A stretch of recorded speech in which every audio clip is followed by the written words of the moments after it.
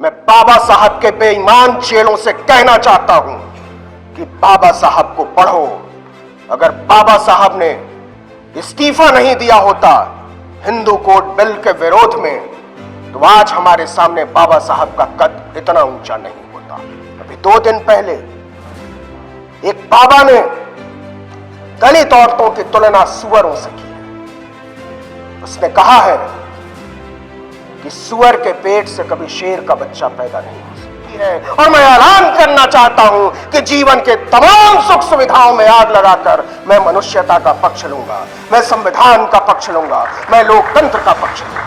जो लोग अपने आप को बाबा साहब का शिष्य बताते हैं, जो लोग फुले और पेरियार का नाम लेते हैं, उन सौदागरों से मैं साफ तौर पर संवाद करना चाहता हूं कि आप हमारे समाज के मासूम लोगों को बरगलाना बंद करिए और बंद करिए सत्ता के तलवे चाटना। राष्ट्रीय स्वयंसेवक संघ की राजनीति के पास कोई वैचारिक पक्ष नहीं है इस समाज को आगे ले जाने का, देश को आगे ले जाने का, दुनिया को आगे ले जाने का, और इसलिए वहां प्रचारक होते हैं, विचारक नहीं। बुजुर्गों बीमार लालू प्रसाद यादव को ईडी के हेडक्वार्टर में बुलाया गया और इसका पाप नीतीश कुमार और सम्राट चौधरी को अपने माथे पर लेना ही होगा, चाहे वो किसी भी जाति और समुदाय से आते हो। कि मैं लोहिया कर्पूरी और शहीद जगदेव का वैचारिक शिष्य हूं, और कर्पूरी कहा करते थे कि वैचारिक तौर पर भ्रष्ट और पतित लोग किसी भी समाज का भला नहीं कर सकते।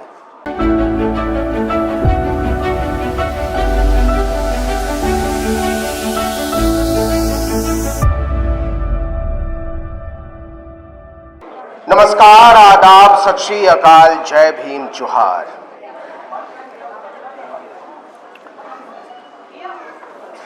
एक बेहद कठिन और मुश्किल दौर में हम सब, आप सब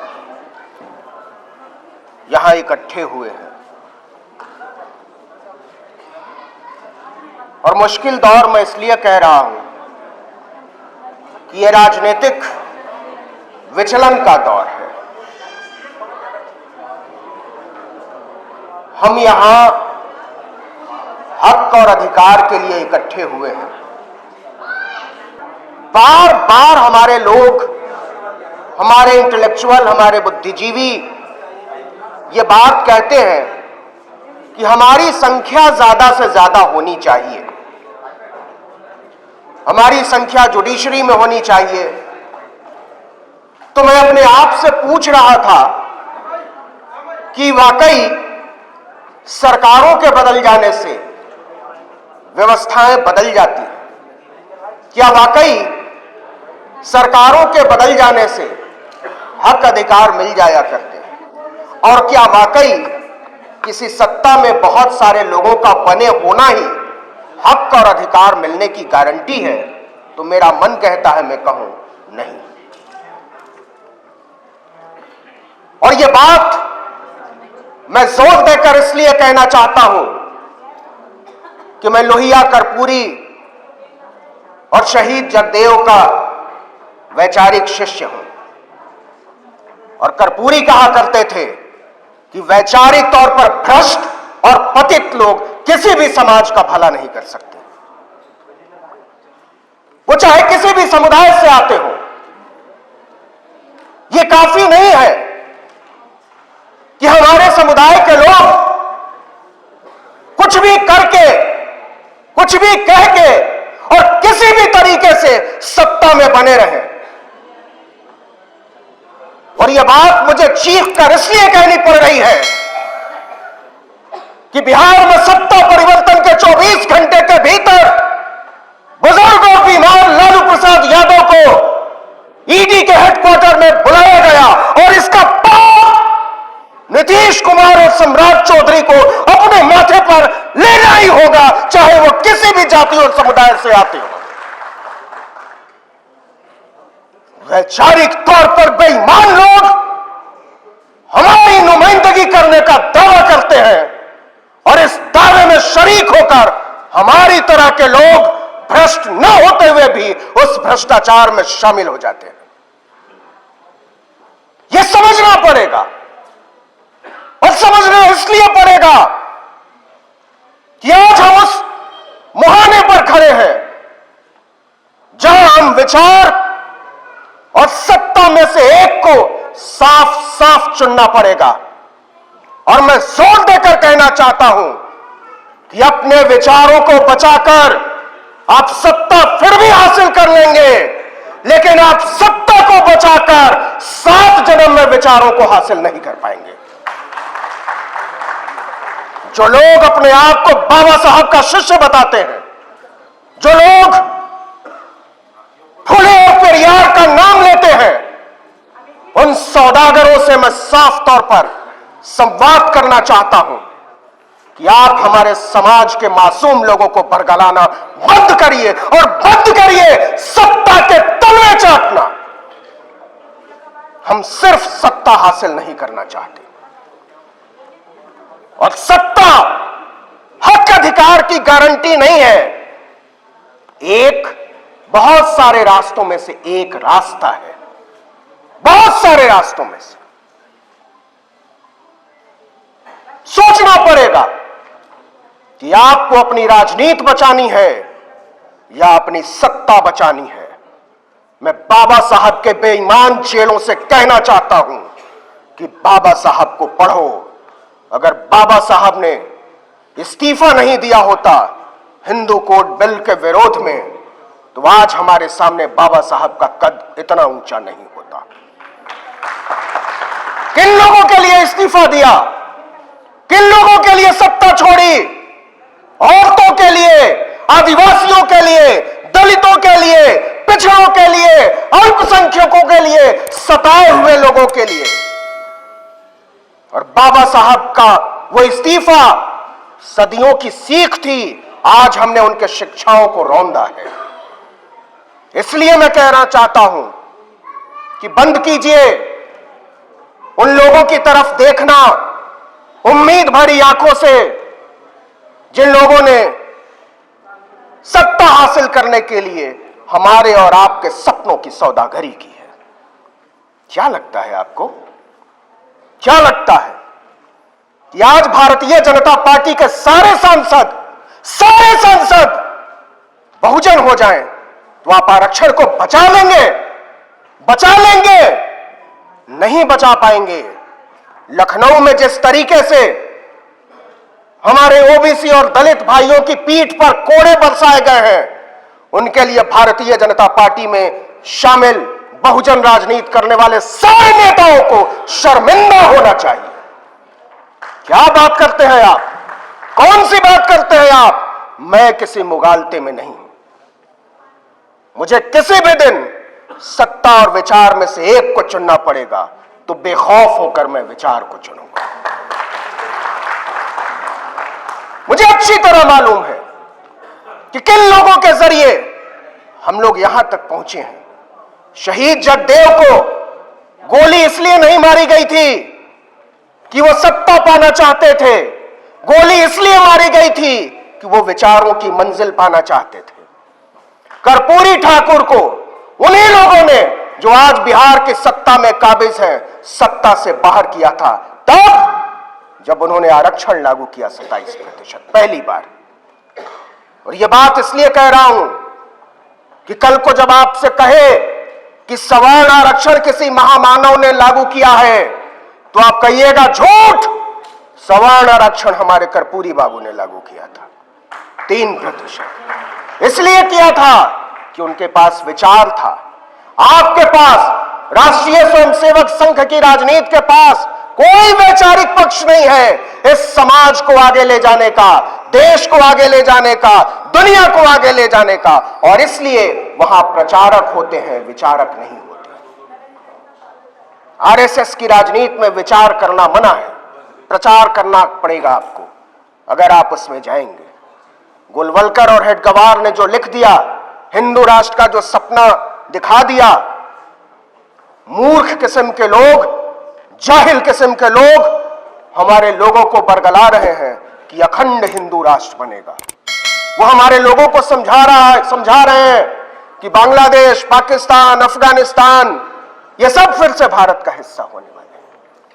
और वो ये कर पाते हैं क्योंकि उन्हें पता है कि हम बहुत पहले विचार पक्ष को छोड़कर सत्ता की राजनीति करने लगे, और इसलिए सत्ता के लालच में हमारे वो लोग जिनसे हमने विचार पक्षता की उम्मीद लगाए बैठे थे, वो उनके तलवे चाटने लगे।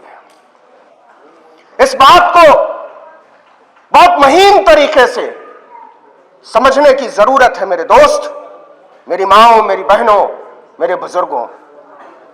यह बात मैं इसलिए कह रहा हूं कि आपको पता नहीं है कि जिस राजनीति के साथी और शागिर्द बहुजन होने के नाम पर बिहार में जिन लोगों के साथ चले गए हैं, उनकी राजनीति क्या है। उनकी राजनीति मारने और काटने की राजनीति है।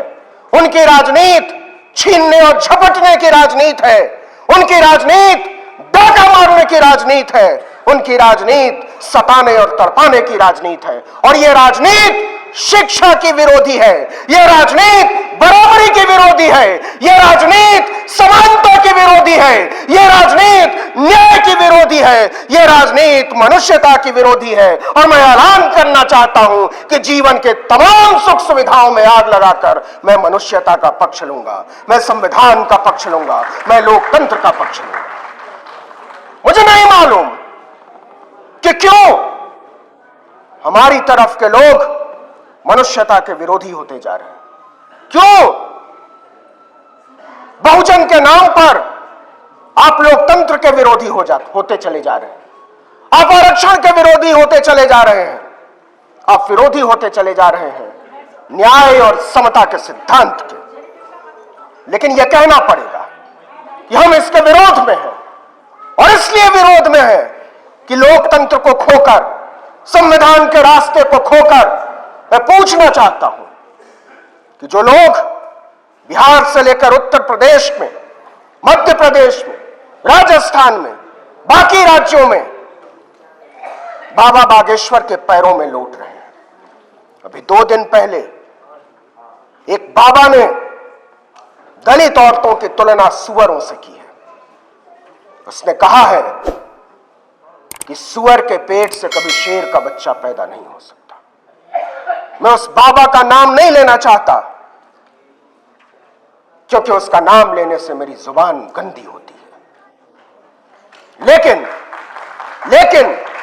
लेकिन यह पूछने की जरूरत है, और चीख कर पूछने की जरूरत है कि अगर हमारी माओ और बहनों की कोख से सुअरों के भी बच्चे पैदा होते हैं तो वो शेरों को मात देंगे, वो बाघों को मात देंगे, वो मनुष्य बनेंगे, वो बेहतर मनुष्य बनेंगे और तुम्हारी गुंडा सोच का मुकाबला करेंगे।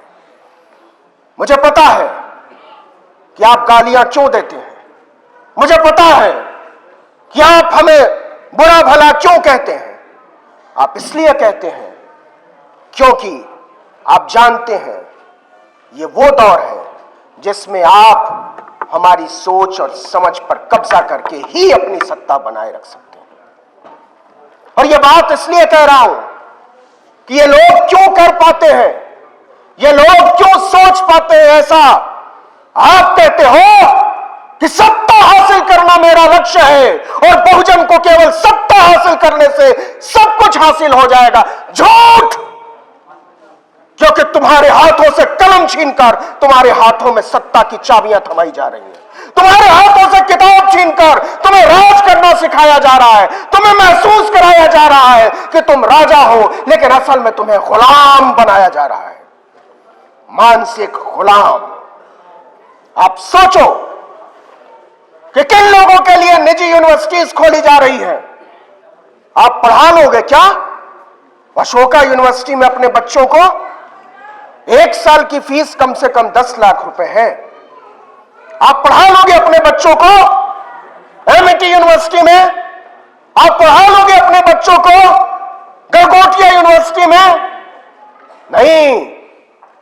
लेकिन इस देश की शानदार विश्वविद्यालयों को जिसको बनाने में आपका कोई रोल नहीं है।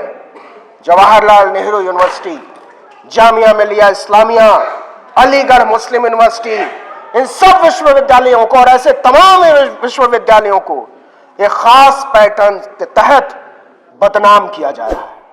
बदनाम इसलिए किया जा रहा है और आधा आपको समझा दिया गया है कि वहां अपने बच्चों को मत भेजना, वहां देशद्रोही पलते हैं। ऐसा इसलिए किया जा रहा है कि इन विश्वविद्यालयों में पहुंचने से उनको दिक्कत होती है। आप जाओ दिल्ली यूनिवर्सिटी, आपने प्रोफेसर रतनलाल का नाम सुना होगा। जब आप रतनलाल के घर जाएंगे तो उनके घर से थोड़ी ही दूरी पर एक रिलैक्सो सेंटर है। जब भी मैं उनके घर जाता हूं, मुझे वो रिलैक्सो सेंटर खटकता है और मेरी समझ में नहीं आता कि एक यूनिवर्सिटी में जूते चप्पल बनाने वाली कंपनी का क्या काम हो सकता है। वो जूते चप्पल का सेंटर नहीं है, वो आपको जूता चप्पल मारना चाहते हैं और इसके लिए यूनिवर्सिटीज को ही जूते चप्पल की फैक्ट्री में बदलना चाहते हैं।